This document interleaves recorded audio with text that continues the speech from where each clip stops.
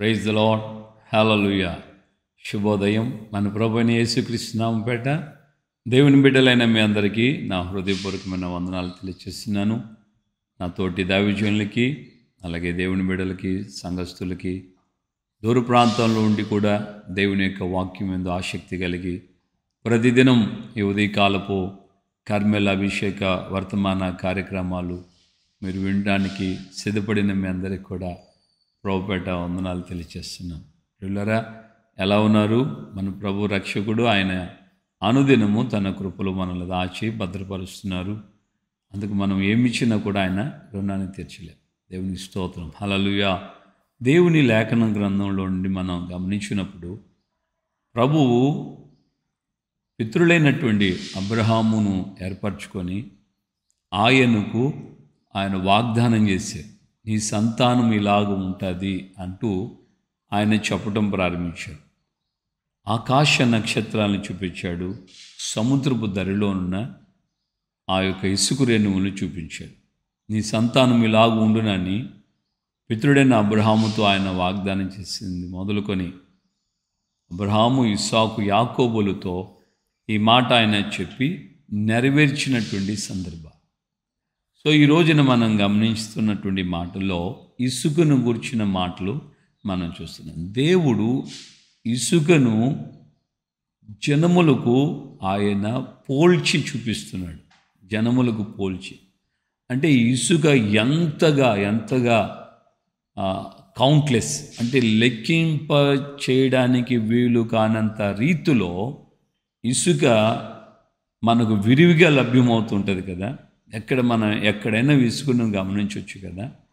ఆ విధంగానే జనములను కూడా ఆయన యందు విశ్వాసం ఉంచి ఆయన యొక్క ఆజ్ఞల ప్రకారంగా నడిచేటువంటి ఆ ప్రజల విషయంలో కూడా వారి యొక్క ఎక్స్పాండింగ్, వారి యొక్క విస్తరణ ఎలాగ దేవుడు చేస్తున్నాడంటే, ఇసుక రేణువులంతగా నీ సంతానాన్ని నేను విస్తరింప చేస్తాను.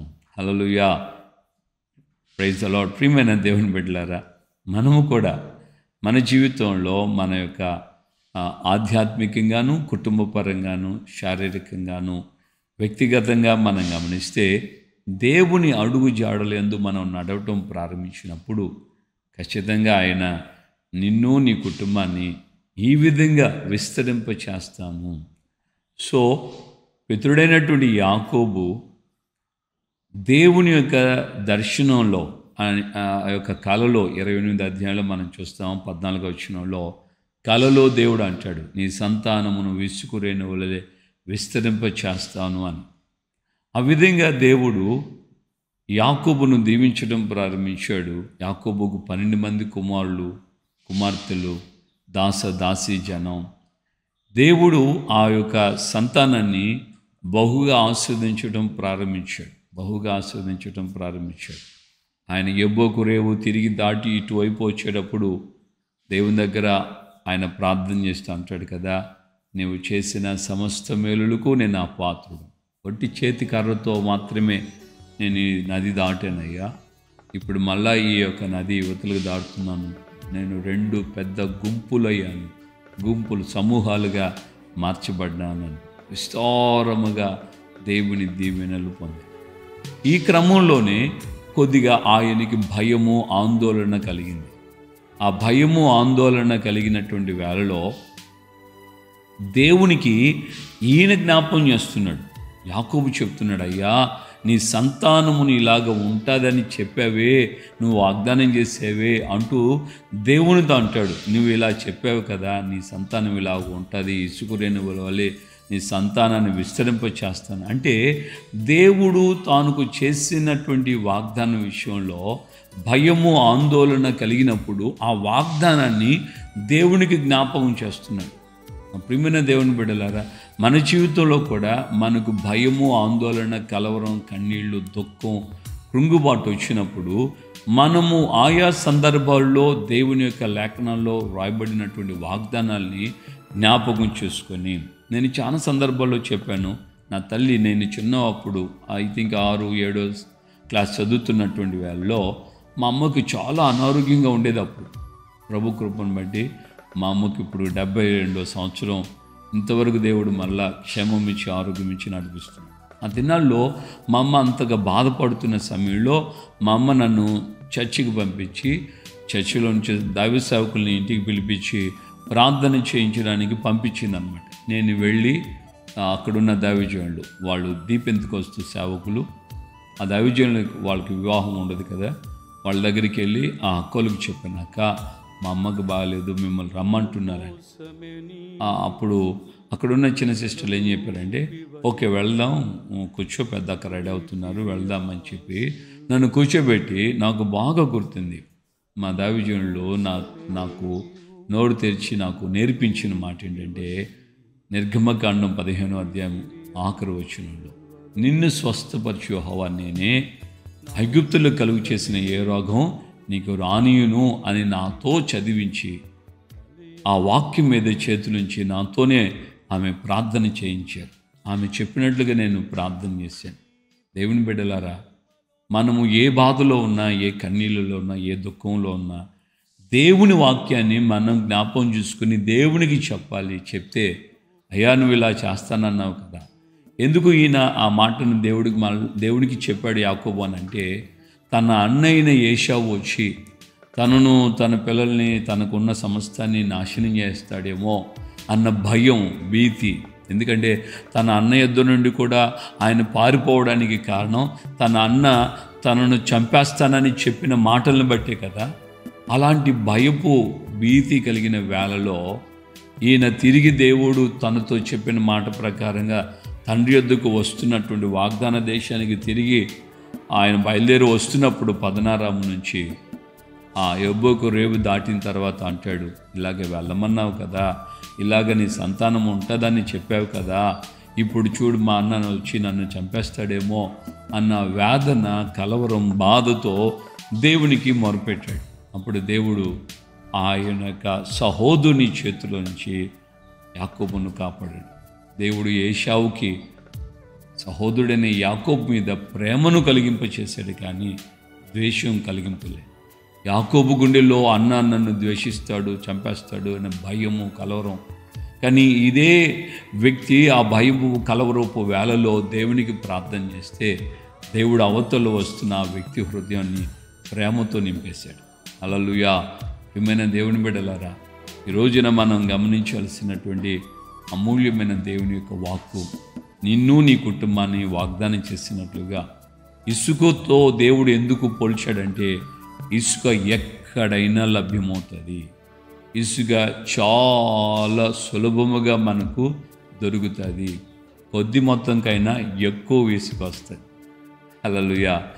మనం 1 టన్ను తీసుకొచ్చుకున్నాం అనుకోండి, టన్ను బరువే, కానీ దాన్ని లెక్క పెట్టడం సాధ్యమవుతుందా? అలాగా మన సంతానాన్ని ఆధ్యాత్మికంగాను, శారీరకంగాను దేవుడు మన యొక్క కుటుంబాలని ఇసుక వలె విస్తరింప చేస్తానన్న దీవెన ఈ దినం నీవు, నీ కుటుంబం అనుభవించుదువుగాక. నిశ్చయముగా నీ జీవితం ఎండిపోయిందా?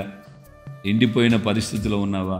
నాకంటూ ఎవరు లేదని వేదన చెందుతున్నావా? తప్పనిసరిగా దేవుడు నిన్ను ఆ విధంగా విస్తరింపచేయునుగాక. హల్లెలూయా. సెకండ్, రూపాయికి నాణ్యానికి మరోవైపున అన్నట్టుగా సెకండ్, భయము, భీతి, కలవరాలు వేళలో నిత్యముగా దేవుడు నీతో ఏ సమయంలో నువ్వు ఏ బాధల్లో ఉంటావో ఆ సందర్భాల్లో దైవ వాక్కుని, వాగ్దానాన్ని నువ్వు జ్ఞాపకం చేసుకుని స్తుతిస్తూ దేవునికి జ్ఞాపకం చేస్తే నీ వాక్కు ప్రకారంగా నేను ఆయన నడిపిస్తాడు. దేవునికి మహిమ కలుగునుగా. ఆమేన్. ప్రార్థన చేసుకుందామా? ఈ కొద్ది మాటలు నిన్ను, నీ హృదయాన్ని ప్రేరేపించి ఆనందింపచేశానని నమ్ముతున్నాను. నిత్యముగా నీ కుటుంబాలకు ఆ విధంగా దీవెన కలిగింప చేస్తాడు ప్రభు. ప్రార్థన. ప్రేమగల తండ్రి, మీ పాదాల స్తోత్రాలు. ఈ ఉదయకాలం ముందు నా ప్రియ దేవుని బిడ్డలైన మీ కుమారులు, కుమార్తెలందరూ శ్రద్ధగా ఈ మాటలు వినడానికి మీరు సహాయం చేశారు. యా, మీరు ఇసుకతో మానవ జాతిని పోల్చారు.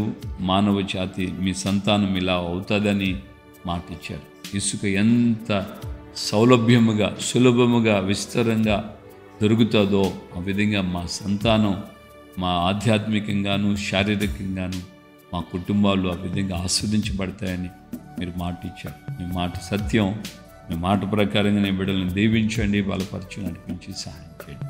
చాలిన దేవుడుగా ఉండి కార్యాలు జరిగించి ఘనత, మహిమ, ప్రభావాలు మీరు మాత్రం పొందండి. ఎవరైనా బాధలో ఉండగా, ఎవరైనా వేదనలో, కన్నీళ్ళలో, దుఃఖంలో, అనారోగ్యంతో ఉండగా, అయ్యా చేయని నేరానికి శిక్షలు అనుభవిస్తూ అటు పోలీస్ కేసులు కానీ, ఇటు కోర్టు కేసులు కానీ, ఇలాగ ఆర్థికంగాను అనారోగ్యంగాను అయ్యా నిందల అవమానాల్లో ఉన్నాగా, అయ్యా మీ యొక్క అయ్యా కృపచేత ఆయా సందర్భాల్లో మీరు చేసిన వాగ్దానాలు నీ బిడ్డలకి జ్ఞాపం చేస్తూ ఆ మాట ద్వారా అయ్యా మీ అందు విశ్వాసం ఉంచి వాటి ద్వారా నీ బిడ్డలు దీవెన నొందుడికి సహాయం చేయి. వాటి ద్వారా విడుదల లేని వారికి విడుదల, సమస్యలు ఉన్న వారికి విడుదల, నిందల అవమానాల్లో ఉన్న వారికి విడుదల కలిగి, ఘనతలు కలిగి, దీవెనలు కలుగునట్లుగా ప్రతినిత్యం ప్రతి విషయంలోనూ నీ బిడ్డలకు మీరు సహాయకులుగా ఉంటూ నడిపించి ఘనత, మహిమ, ప్రభావాలు మీరు మాత్రమే పొందమని యేసు పరిశుద్ధ నామములో ప్రార్థన చేసి పొంది ఉన్నాము తండ్రి. ఆమేన్. ప్రభు అయిన యేసుక్రీస్తు కృపయు, తండ్రి అయిన దేవుని ప్రేమ, పరిశుద్ధాత్మిక అన్యోన్య సహవాసం, సమాధానం ఇప్పుడు ఎల్లప్పుడూ సకల పరిశుద్ధులకు మనకును ప్రభు రాకడ పర్యంతం విశ్వసించి వాగ్దానం యందు దేవుని సన్నిధిలో కృతజ్ఞత చెల్లిస్తున్న వారందరికీ కృపతోడే ఉండి నడిపించునుగాక. ఆమేన్, ఆమేన్. హల్లెలూయా. ప్రభు బిడ్డలందరికీ వందనాలు. నిజంగా ప్రభు విధంగా ఉన్నతమైన కార్యాలను చేస్తూ ఆయన నిన్ను నీ కుటుంబాన్ని విస్తరింపచేయునుగాక. ఇసుకవని